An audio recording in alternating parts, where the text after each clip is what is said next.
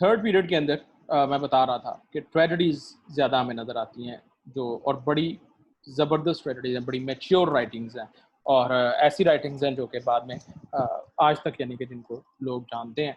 और अच्छा, मुझे ना किसी ने कहा था, मुझे अब याद नहीं, स्टूडेंट किसी ने कहा था कि आप जो उसके बेसिक आइडियाज़ हैं, वो इन सब के जो है ना वो देते रहें, ठीक है? तो बेसिक आइडियाज़ ठीक है, मैं आपको यकीनन दूँगा, लेकिन जब हम कोर्स रिवाइज़ कर रहे होंगे, अभी ये एक दफ़ा गुज़र जाए, उसके बाद जब कोर्स रिवाइज़ कर रहे होंगे, फिर मैं आपको इसका मेन आइडिया यानी कि जो आपने नहीं पढ़े होंगे वर्क्स, उनके अभी मैं समरीज़ अगर बताना शुरू कर दूँगा, तो टाइम हमारा, आपको पता है कि जिस तरह उस दिन जू ऑफ माल्टा की बताते-बताते काफ़ी टाइम जो है ना वो निकल गया था, ठीक है? तो लेकिन होगा ज़रूर इंशाल्लाह, ठीक है? ये मेरा प्रॉमिस है। अच्छा, तो इस पीरियड के अंदर जो मेजर हमारे पास ट्रेजेडी है सबसे, वो तो किंग लियर ही है, ठीक है? किंग लियर को आमतौर पे समझा जाता है कि बहुत ही इम्पोर्टेंट है। हैमलेट जो है वो भी बड़ी एक सेलिब्रेटेड इसकी ट्रेजेडी है, और इसके अंदर आपको नज़र आता है कि शेक्सपियर की जो पूरी पावर है, जो ड्रामेटिक पावर है, वो आपको इसके अंदर नज़र आती है, ठीक है? और कुछ लोग समझते हैं कि शायद इस दौर के अंदर शेक्सपियर जो है वो प्रॉब्लम्स के अंदर जैसे घिरा हुआ था, लेकिन पता नहीं ऐसी बात है या नहीं है, लेकिन ये अंदाज़ा है, लोगों का एस्टिमेशन है। और इसी पीरियड के अंदर एक और बड़ी ज़बरदस्त बात हुई है, और वो क्या कि शेक्सपियर एज़ अ पोएट अपने आप को एस्टैब्लिश करवा रहा है थ्रू हिज सोनेट्स, यानी कि सोनेट्स एक तो प्रोड्यूस किए हैं उसने, 154 सोनेट्स थे, वो आपको काफ़ी दफ़ा डिस्कस हो चुका है। और वो सोनेट्स के मैं बाद में आऊँगा, पहले मैं ज़रा ड्रामास को देखूँ। तो ड्रामास जो इस दौर के हैं, इनको ज़रा अगर आप वन लाइनर्स इनके बारे में अगर आप लेने लगें, तो जूलियस सीज़र बहुत ही शानदार वो भी ट्रेजेडी थी। और इसके अंदर क्या हमें नज़र आता है कि एक आइडियलिस्ट है, लेकिन वो अनप्रैक्टिकल आइडियलिस्ट है, ठीक है? जूलियस सीज़र के अंदर ब्रूटस जो है प्रैक्टिकल आइडियलिस्ट है, और उसकी फेलियर हमें नज़र आती है, ठीक है? और हैमलेट के अंदर एक परप्लेक्स सोल है, जिसके अंदर जो कि इस मखमसे में है, या इस हेजिटेशन में है, एक हेजिटेंट सोल है, जो इसी के अंदर डिवाइडेड है कि टू बी और not to be, to do the thing और नॉट टू डू इट, ठीक है? टू बी और नॉट टू बी एक बड़ा इंपॉर्टेंट फ्रेज है, इसके ऊपर कई किताबें लिखी जा चुकी हैं इस जुमले के ऊपर, फ्रेज नहीं है, सॉरी, सेंटेंस है। और इस सेंटेंस के ऊपर एक कई जो है ना वो लिखी जा चुकी हैं किताबें, और बहुत से लोग इसको डिस्कस करते हैं, बहुत से क्रिटिक्स डिस्कस करते हैं। हम जब कोर्स पे आएंगे तो इंशाल्लाह इसको भी देखेंगे कि इस टू बी और नॉट टू बी, और जो बाकी जो सॉलिकीज हैं इसके अंदर, इस ड्रामा के अंदर, हैमलेट के अंदर, उनकी क्या इंपॉर्टेंस है। ओथेलो जो कि आप लोगों ने पढ़ा होगा, it is about jealousy, jealousy of a husband for a wife.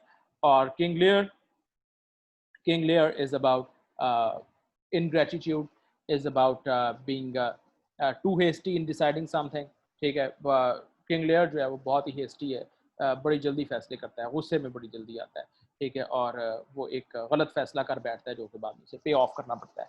Macbeth के अंदर आपको नजर आता है मटेरियल एम्बिशंस के लिए इंसान क्या कुछ कर सकता है, ठीक है? यानी कि एम्बिशंस के लिए जो मैकबेथ ने किया था, अगर आप में से किसी ने लिटरेचर पढ़ा होगा बीए का, या वैसे शायद उसके कोर्स में भी हो, तो मैकबेथ जो है वो एक बड़ा लॉयल जनरल है, लेकिन he wants to be a king and he kills the king.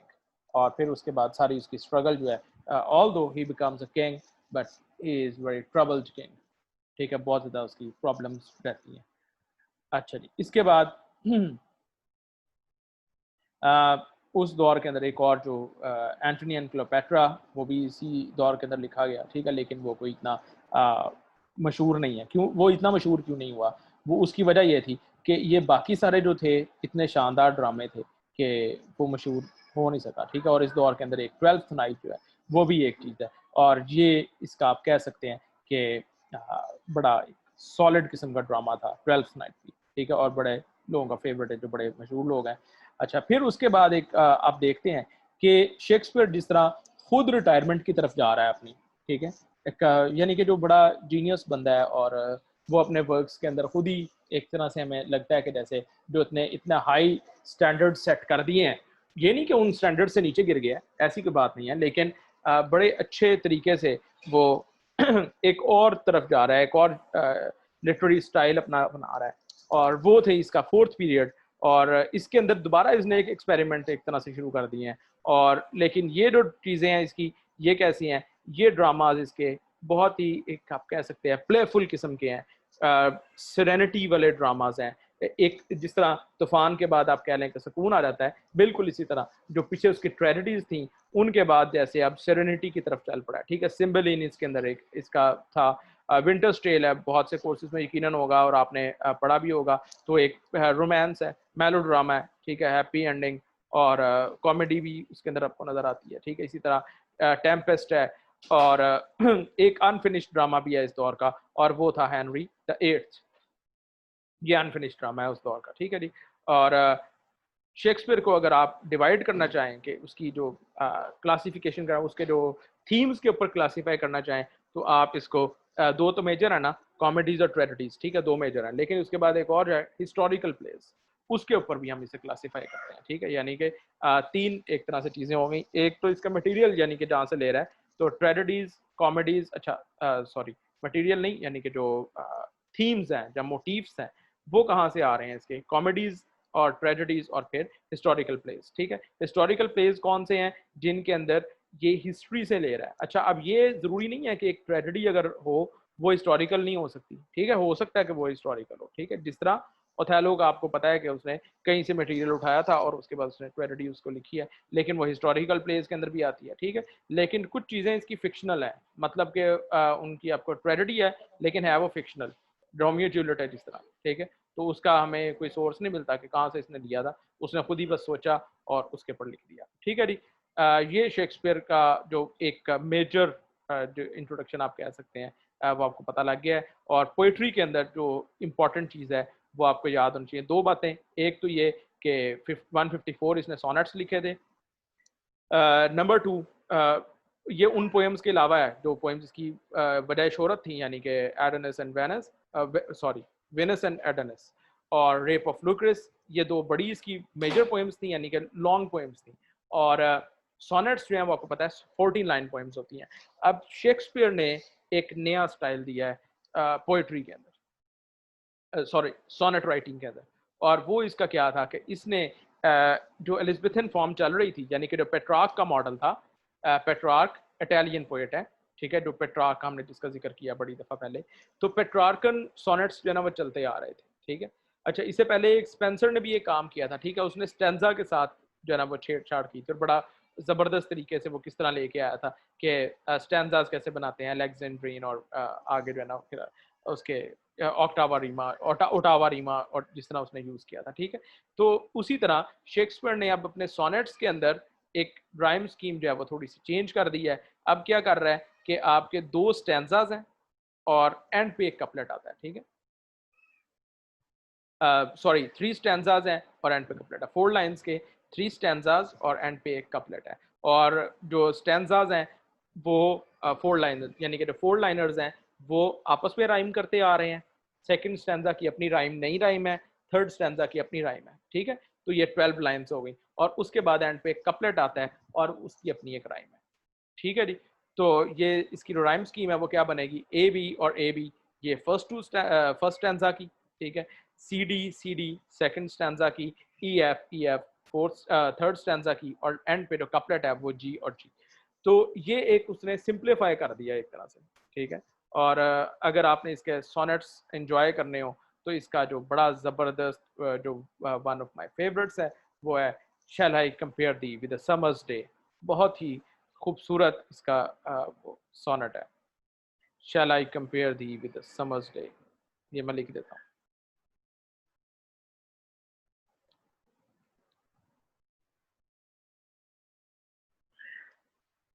और ये समर्स डे, ये हमारी जून जुलाई वाला समर नहीं है, ठीक है, जिसमें बंदा आम बंदा भी शक्लों पे शक्ल हो जाता है। ये अच्छा, it is your favourite to.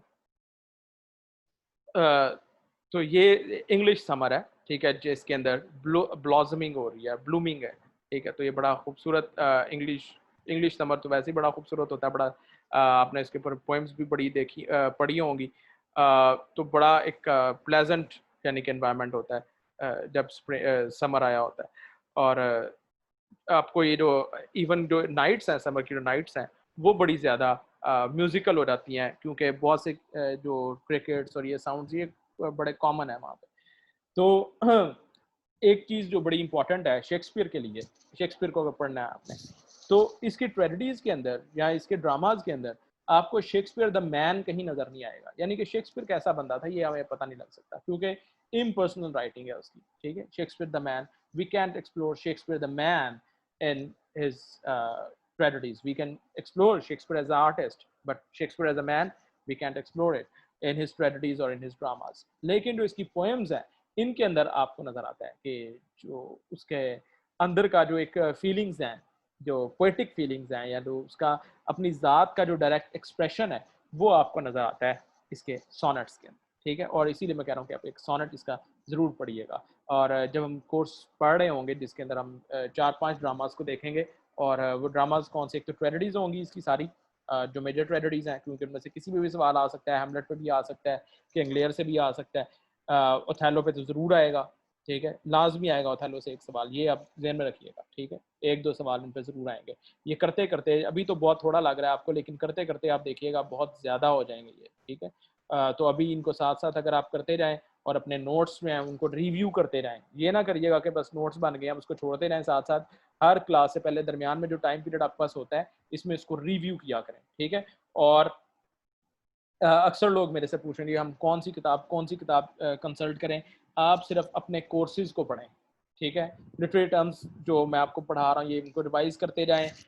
जो हिस्ट्री के पॉइंट्स हैं, इनको रिवाइज़ करें, इन्हीं नोट्स से रिवाइज़ करें, ठीक है? जो मैं आपको दे रहा हूँ, ये मैं नहीं कह रहा कि भई किताबों से ऊपर की कोई मैं चीज़ पढ़ा रहा हूँ, ऐसी कोई बात नहीं है। लेकिन ये आप यकीन रखें इंशाल्लाह कि कोई मेजर चीज़ छूटने नहीं वाली, ठीक है? ऐसा नहीं होगा कि पेपर दे के आप वापिस आएँ, चीज़ आई हो हिस्ट्री ऑफ लिटरेचर में से या लिटरेचर के पोर्शन में से चीज़ आई हो और आपके नोट्स के अंदर वो मौजूद ना हो, ठीक है? इंशाल्लाह ऐसा नहीं होगा।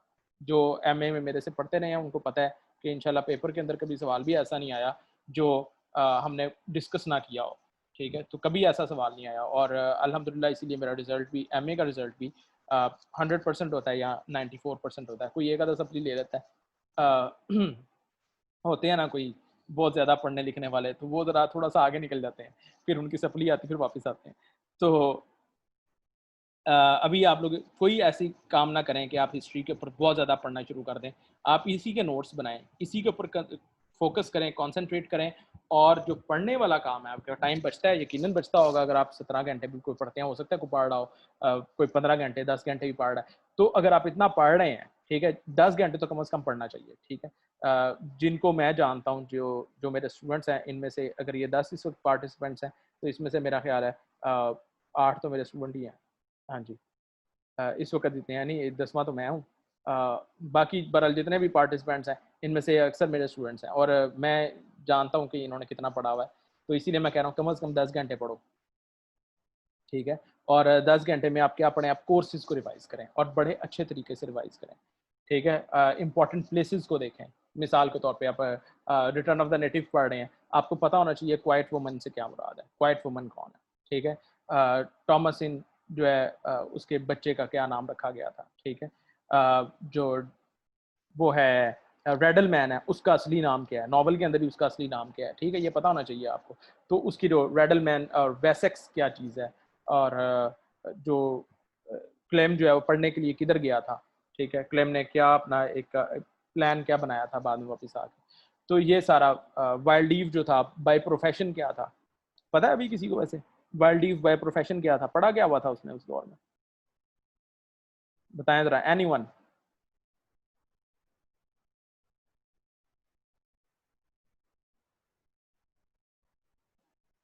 इनकीपर ना, ना, ना, ना, इनकीपर तो वो काम कर रहा था, पढ़ा क्या हुआ था उसने, ये आपको नहीं पता, ठीक है? इसीलिए क्वाइट वुमेन उसी की इन थी। अ, तो ये असल में बाय प्रोफेशन इंजीनियर था, सिविल इंजीनियर था वो, ठीक है? उसने सिविल इंजीनियरिंग का कोर्स किया था। टेक्स्ट ना पढ़ो तो ये अभी आपको पता लग गया होगा जो मैं कह रहा था कि मैं अपने स्टूडेंट्स को जानता हूँ, तो इस पे वो आपने जो है ना बहरहाल रिकॉर्डिंग रोक के मैं फिर जोक आपको बाद में सुनाता हूँ। बल्कि चलें आप सुना ही देते, इतना कोई वो नहीं है मुश्किल कि अ, एक जो है ना वो प्लेन था, बहरहाल जोक्स खैर ऐसे ही होते हैं।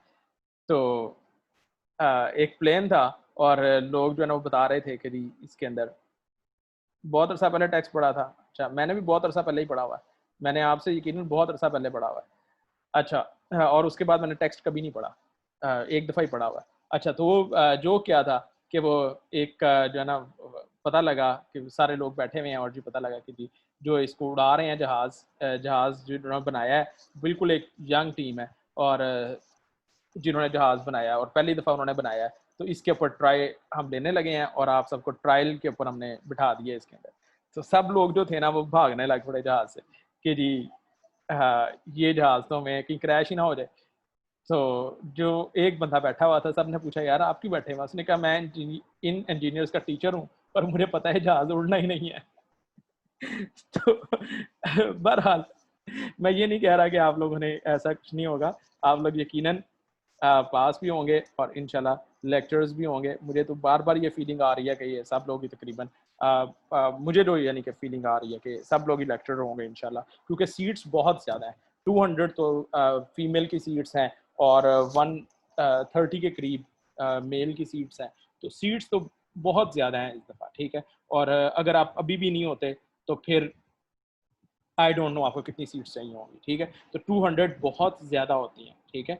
और बहुत से लोग उसमें एक चीज़ ज़हन में रखिएगा पेपर जब वो पेपर देने आए हों, आपने उनको देख के परेशान नहीं होना क्योंकि बहुत से लोग सिर्फ़ इसलिए आए होते हैं, चलो और कुछ नहीं तो शुगल ही सही, ठीक है? बहुत से लोग इसलिए आए होते हैं, फिर बहुत से लोग डिसअपॉइंटेड होते हैं, वो बस हमने कौन-सा होना है, ठीक है? फिर उसके अलावा एक परसेंटेज बहुत बड़ी परसेंटेज उन लोगों की होती है जो कहते हैं कि सिफ़ारिश से ही होता है, वैसे तो होता ही नहीं है, ठीक है?